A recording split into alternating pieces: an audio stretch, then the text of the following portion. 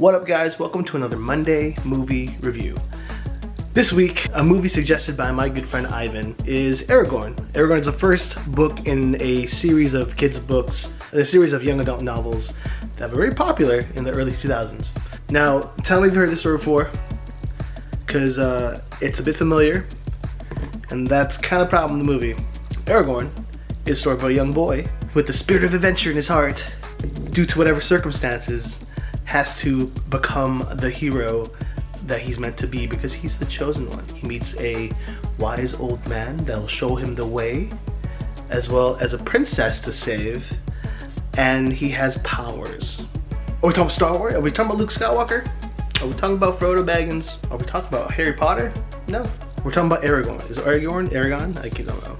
Alright, so I'm gonna tell you the good, the bad, and everything in between. Oh man. A tough one. Sorry, there's not a lot I like about this movie. I think the problem with this movie is the fact that it's like it's trying to be something new while giving us everything we've already seen, if that makes any sense. I know a lot of people worked hard in this movie to make it happen and they're a lot of fans of the book. Sadly, I never read the book, so I apologize if my thoughts offend you. Also, just a warning, there are gonna be spoilers. So before I give you my opinion of this movie, there's not much I like about this movie. The only thing I ever enjoy is just Jeremy Irons giving his eloquence and lifting this film just a little bit above the crap that it is. But Jeremy Irons is on it with his exposition. In fact, his entire role in the movie is to be old and disapproving and to explain things.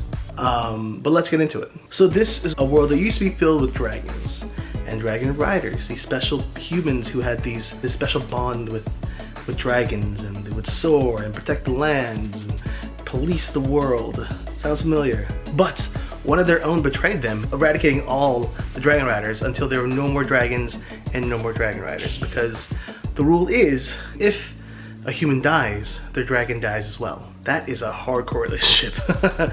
And also, a dragon will sacrifice its life before a human dies. So a dragon will sacrifice its life just to save its human bonding partner. Now back to the present. A princess runs from a horde of scary men and she teleports an egg and it lands right in front of Eragon, a farm boy who lives a simple life but seeks adventure. He lives with his uncle and his cousin, who oddly looks just like him. Like when they have a scene together, him and his cousin, they look exactly alike. I think that's the problem with this casting.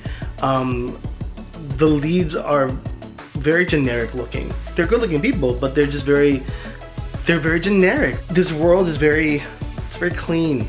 It's very pristine. I don't know, I feel like there should be a little bit of grit in this world, but everyone looks so pristine, and the costuming is it's presented very cookie cutter. Honestly, it looks like the set of Hercules and Xena from the 90s.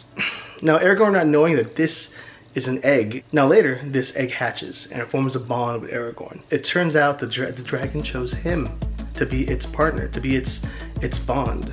And now that they're connected for life, he has powers. He can see through the dragon's eyes. He can manifest fire. He can do magic, because that's what dragon riders have the ability to do. Galbatorix is our villain, our Darth Vader, our Emperor. He is the bad guy. He's the one that betrayed the entire dragon riders to become king of this world. So Galbator, I can't say his name, I'll just call him Gally. Gally instructs Durza, his dragon rider underlings, to seek out and find this egg and find the new dragon rider. And in this search, they find out that Eragon is the dragon rider, the new dragon rider. So they go out looking for Eragon, but they end up killing his Uncle Owen. Uncle Ben. Uncle Garo. Once again, sound familiar? And during this time of hiding, Eragon happens to find a drunken old man with lots of knowledge about the world of dragon riders. So this old drunk named Brahm takes upon himself to teach Eragon the ways of the dragon riders. During this entire time, Eragon's dragon into a giant winged dragon.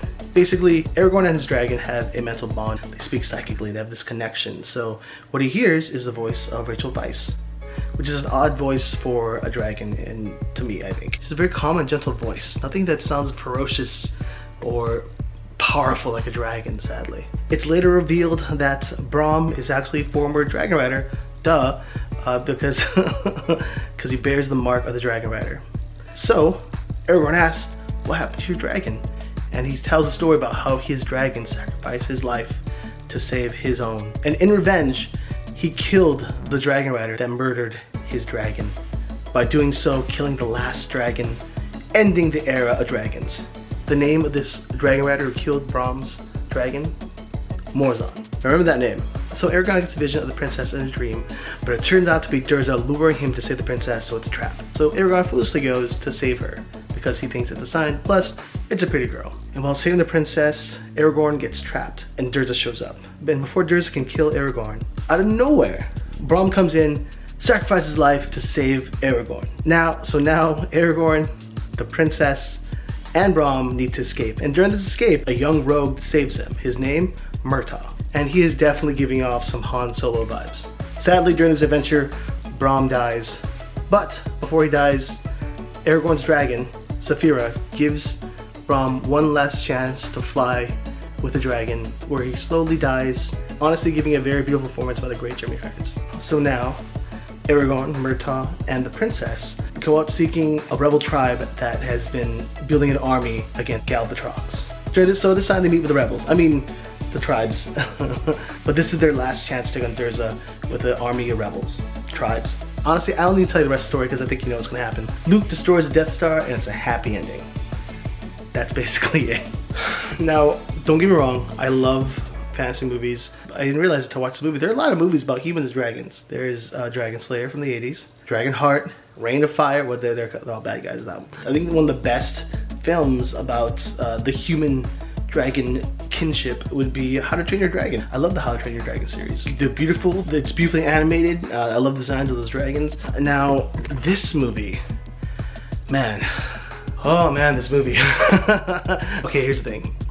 I think if we lived in a world where Star Wars didn't exist, if we lived in a world where Lord of the Rings didn't exist, if we lived in a world where Harry Potter didn't exist, then yes, Aragorn is a great classic hero story. But sadly, there are lots of films that have done this same trope and have done it well. The problem with Aragorn is, one, the special effects are awful. Like, this movie was done in 2009 and the dragon special effects seem very unreal. Once Aragorn is riding those dragons, there's a displacement between the human and the dragon, and it doesn't match up. And plus, maybe because this actor was really young when he started doing this role, that actually a lot of these actors aren't good at acting with special effects because just their eye placements were all off. Sadly, it takes you away from the story because it doesn't seem real. There's no connection between the actor and the special effects. And movies have done that really well, like Lord of the Rings with Smeagol. The Marvel movies have done a great job combining both special effects and human interaction. The Hulk, Thanos, like those fights and those scenes are seamlessly coming together. And in this one, it just, fantasy and reality just can't mix. They don't go well in this movie. Maybe it was the budget, maybe it was just done in a rush, I don't know, but it doesn't look great. Performances is kind of bland. I mean, I know these actors are giving what they can with the material they have, but a lot of the movie's exposition, the world building, which I appreciate, but I think you can't commit so much into world building where you can't carry a story. So that's a big problem with a lot of the dialogue. All in all, this movie to me it's a bad movie just because I've seen these tropes before. It's nothing new, nothing that makes me want to see more of it, because I saw the story coming a mile away because it's literally Star Wars. It is Star Wars but with dragons. They're doing Star Wars with dragons. That's all this movie is. And I'm sorry if you're a fan of the books, because I'm sure the books are much more in detail, but the overall outline of the story is Star Wars. And when you see a bad copy of something that you love, you get hurt and you feel offended. So I'm hurt and offended from this movie. There you go. There's my review of Aragorn. Or Eragon. Did you like it? Have you seen it? Are you a fan of the books?